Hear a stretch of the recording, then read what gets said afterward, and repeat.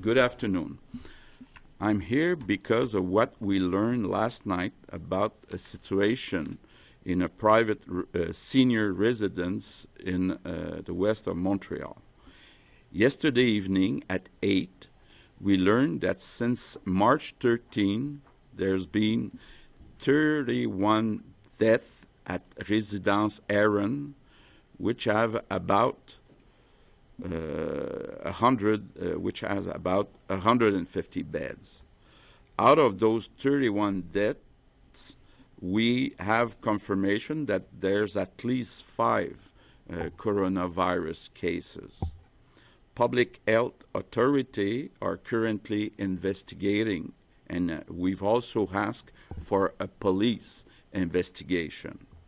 Here are the facts we have in our hands. On March 26, a first patient was sent to the Jewish General Hospital to be tested, and it became a confirmed case of coronavirus, and he died. The sociaux then communicated with the residents and went to visit it on March 29th. Most of the staff had then deserted the residence. That day, the sociaux sent health workers to take care of the patients. The owner of this residence refused to give us access to the file of the patients, and it's only last night at 8 p.m. that we learned that the number of deaths since March 13 was 31. The same person also owns few other residences in Quebec, and our teams are currently investigating them. We also order an immediate verification of all of the 40 private SHSLD in Quebec. Thank you. Is from Phil Autier, Montreal Gazette, for Minister McCann. We know the residence Heron has been put under trusteeship since March 29, and you have set up a team to look into the situation in the CHSLDs, but many families say they were left in the dark about the reality in these centers for months. How can this be corrected? Oh, it will be corrected, because the first thing to do is to verify all the private CHSLD, and we're doing that today.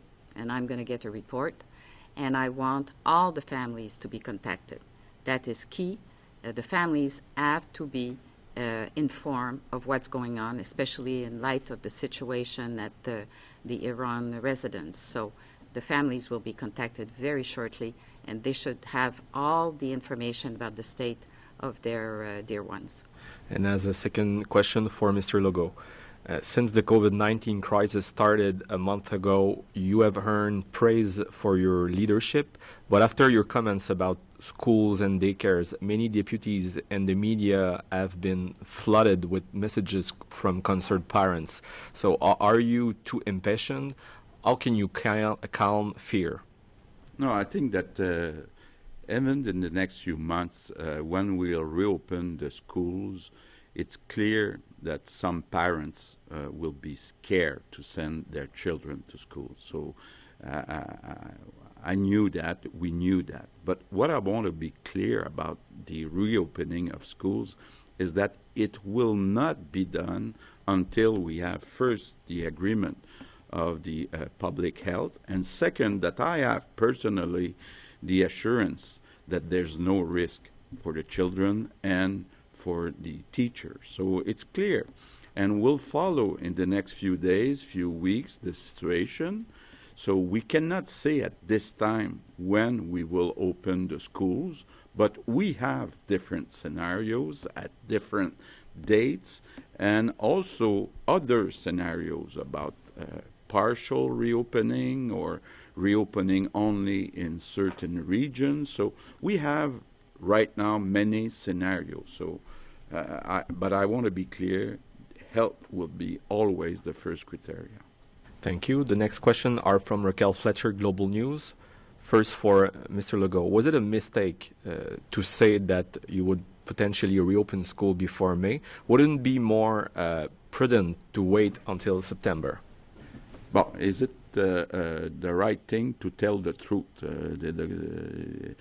Yes, we have some scenarios before the 14. We have some scenarios after the 14. But sometimes maybe it's not good in politics to tell all the truth.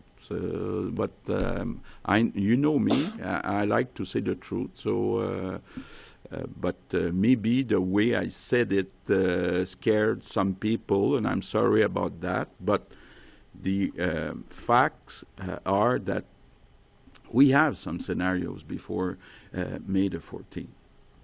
Now, question for Minister McCann concerning the residence Heron. If there was a lack of staff because employees were sick with COVID-19, why did management not flag this issue to the CU3S or even your ministry to avoid these atrocities? What went wrong here? Well, they did flag on. They had a call on March 26, and to alert to ask them to ask the CIUS information because they had a case of COVID-19.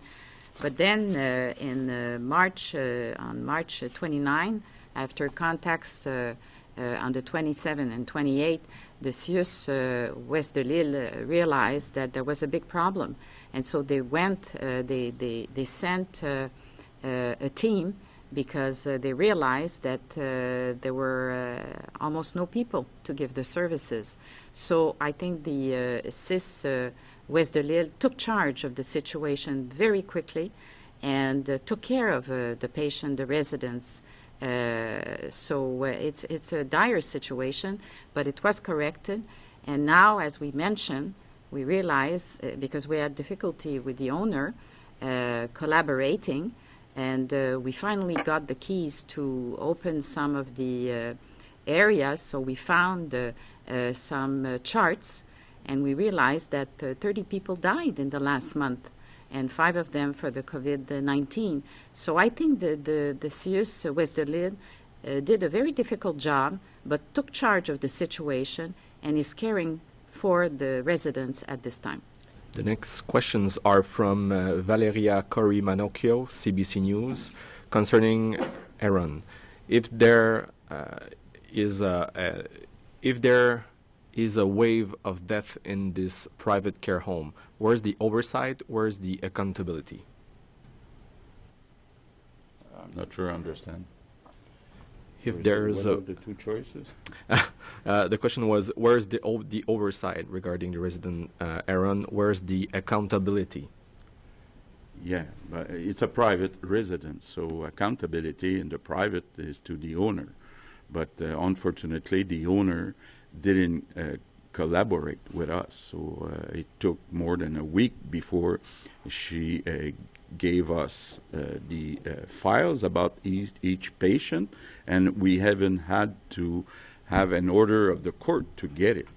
So, thank you. As a second question, there are parents and teacher groups who say you would be rushing a return to school and wonder if sending kids back too early will undo all the work Quebecers have been doing to limit the spread. What do you say to them? okay. I want to tell the parents that we will not rush the return to school. We will return the children to schools when we'll have the assurance that there's no risk.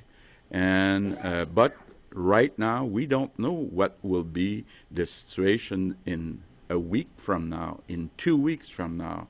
But we'll study and discuss with the public health and take the decision. What I said yesterday is that we have some scenarios before May the 4th. We have some scenarios after May the 4th. Right now, I cannot at 100% answer when we will reopen the schools, but what I can say and when I can assure the population is that we will not reopen the schools until we have the assurance that there's no risk for the children. Thank you. The next question are from Andrew Brennan, CTV News. Do you still think moving patients from hospitals into CHSLDs was the right move? Now we see how many are getting infected or dying in them. Well, right now I want to say that the transfers of new patients to long-term facilities has stopped.